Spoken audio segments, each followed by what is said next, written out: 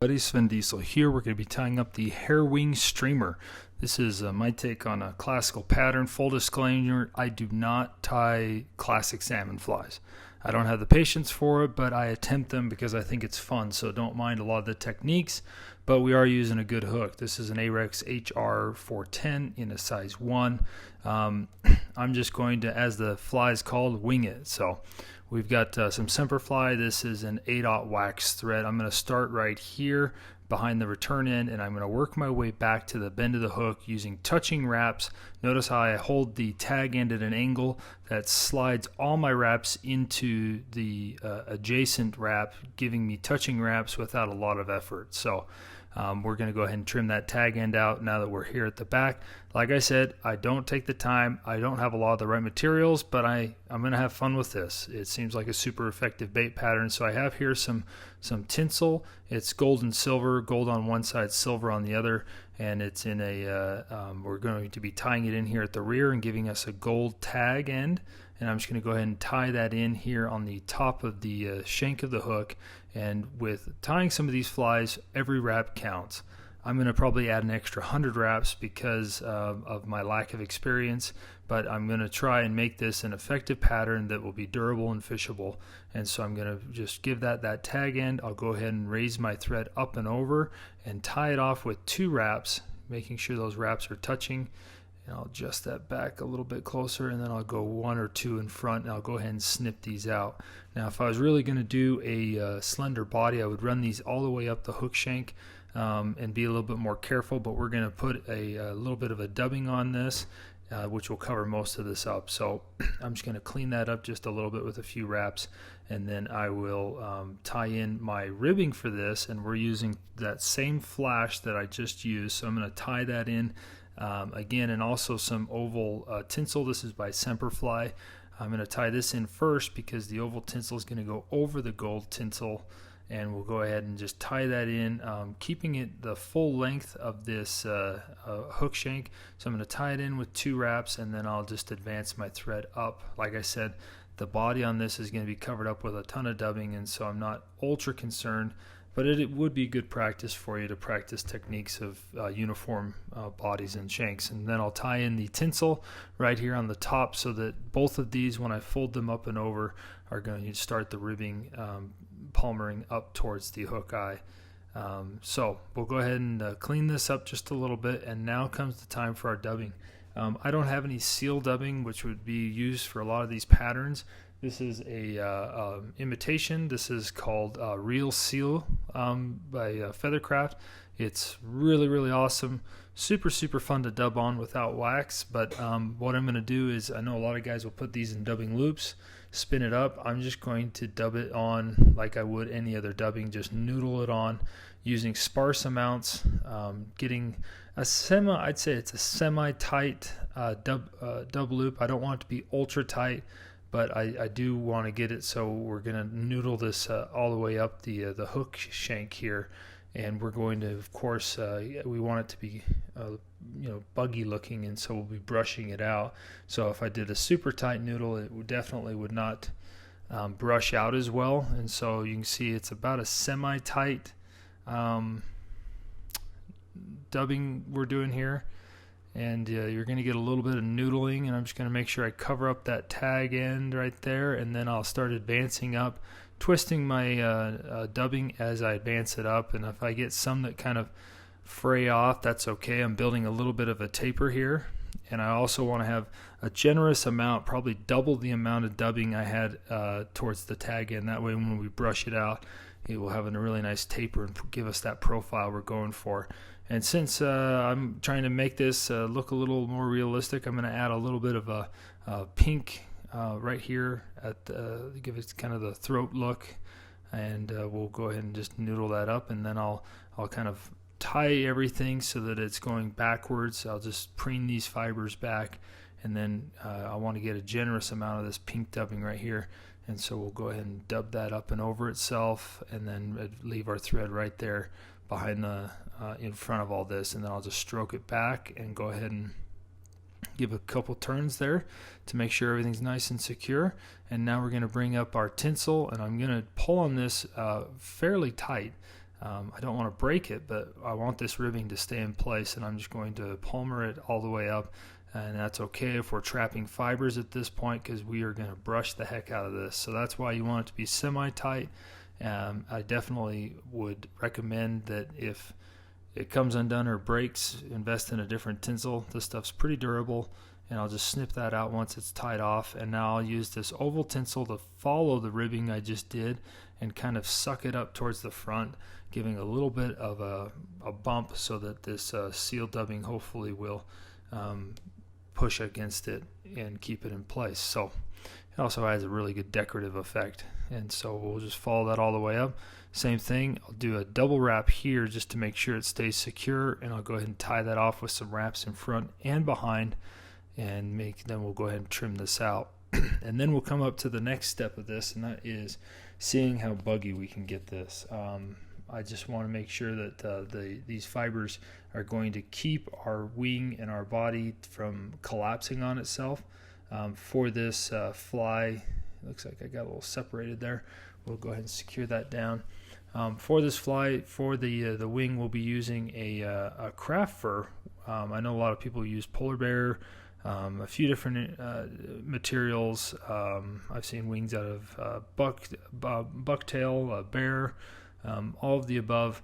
But I'm just going to be using what I have, and that's craft fur. So you can see we've got our taper right there. We've got this craft fur in white and also in golden olive. And we'll go ahead and we'll snip off a fairly large section. I'd say it's roughly 1/2 inch, maybe 5/8 of an inch by 5/8 of an inch. And as I cut it off, there's a ton of this straggle stuff. I do recommend the Select craft fur. It seems to be a little bit better. You get a little bit longer hairs. And I don't really want to get a ton of these shorter ones, so I'm going to pinch it right here at the tips and just pull out whatever smaller ones I can get, and then make sure it's nice and clean, because this is going to be the structure of our wing. And craft fur doesn't really have structure, but when I tied in on this clump right here, for some reason it just, you got to wait until the end and see this when it gets wet. It's just amazing. And so we'll go ahead and snip out our butt ends there, being very careful not to cut our thread.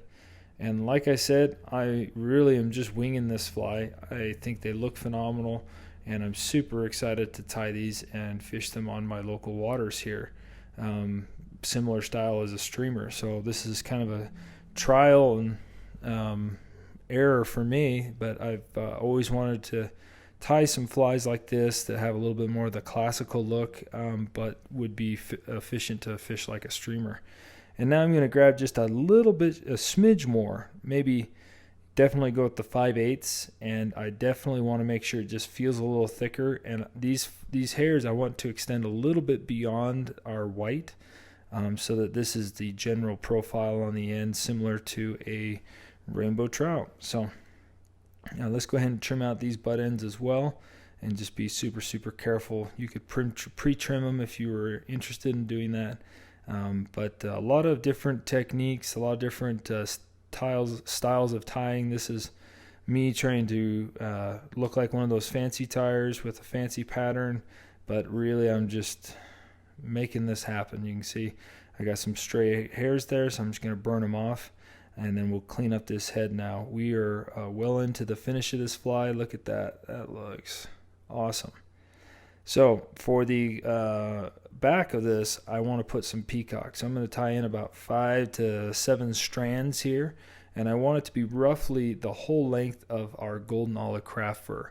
And so I'm just going to measure these out. They don't need to be perfectly stacked, although that would be maybe a benefit. I think having them tapered, having them slightly different lengths at the end is better. But let's go ahead and see which way these are naturally curving, and then I will tie that off. If you have struggle where they're not curving at all, you can always take your scissors on the underneath side and curl it like you would a ribbon when you're wrapping presents. The peacock seems to be a decent material to do that. Just don't, rip them too hard on your scissors. They will break. So now we're going to add the throat, and for this this is a grizzly saddle, and we're going to pick one of these fibers on the back because this is a rooster.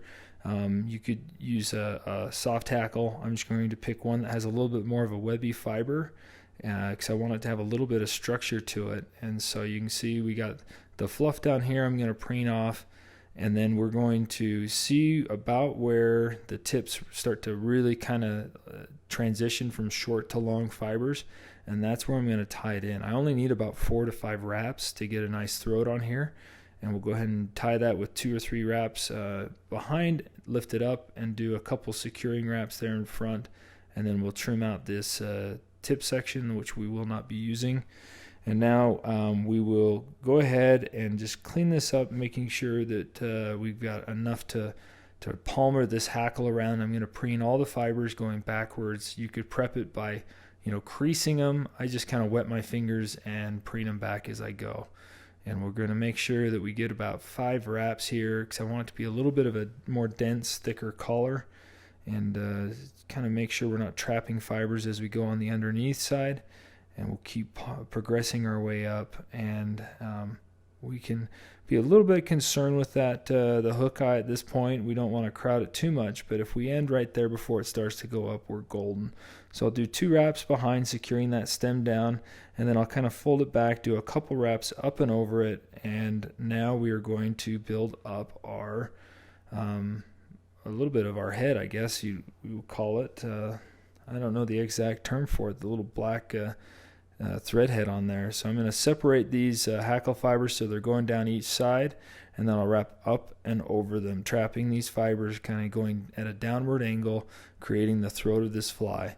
I'm sure there's better techniques than what I'm doing here, but this is how I see it, and I'm going to get it done for this fly, and then I'll just clean up that head, and we'll just make sure we got most of our fibers going down. And the last step we're going to be adding here is we're going to be adding our eyes. Now this is jungle cock. You can get this if you get it pre-banned here in the U.S., or you can still get it, I think, if you can get a site certificate. I'm not sure how all that works. This is from pre-ban. Got it from an estate sale, and so they also make a lot of synthetics or fake jungle cock eyes, and you can use those as well. But we're going to select some eyes that are to shape for this fly. I'm selecting a little bit of a larger eye because most of the time the fish, I have better luck with a slight size up in the eye, and I'm going to position them a little further back as well, and at a slight upward angle. And I'll just position that. We've got about 3 wraps. I'll check it to make sure, and sometimes I leave these on, sometimes I don't, but I don't want it getting in my way. So I usually trim them after I have both in, but you run a gamble of having to go back and reposition it. So we'll prep this feather just the same, tie it in, and then we will trim out both ends. And the final step here is, since I used white thread, I'm going to use a black Sharpie and just kind of color this head to the best of my ability without getting any Sharpie on the feathers. And then I will use the remaining wraps. I'll just color my thread black and wrap to cover up the parts right there up against our natural materials, just because the last thing you want to do is color your jungle cock eyes or the hackle. And then we will just do a 3-turn whip finish to finish off the fly, and we will do cut off our thread, and then we are ready to use some UV cement. There's a lot of different ways you could do this. I'm just using this Solares Bone Dry, and since it's a thinner resin, I'm going to have to put on about 3 coats. And so I'll just apply the 1 coat, being careful not to get too much of that resin into my my eyes or the peacock. I want it to just sit right there.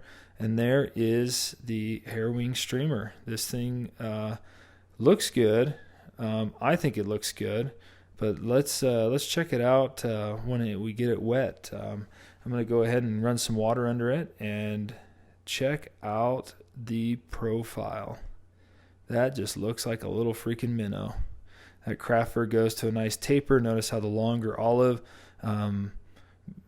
gives a little bit of a better taper with that white. The gold shimmers through. The eyes look good. This thing, I have endless possibilities for fishing this. I'm super stoked. Tie some up in your favorite colors. Hope they fish well for you.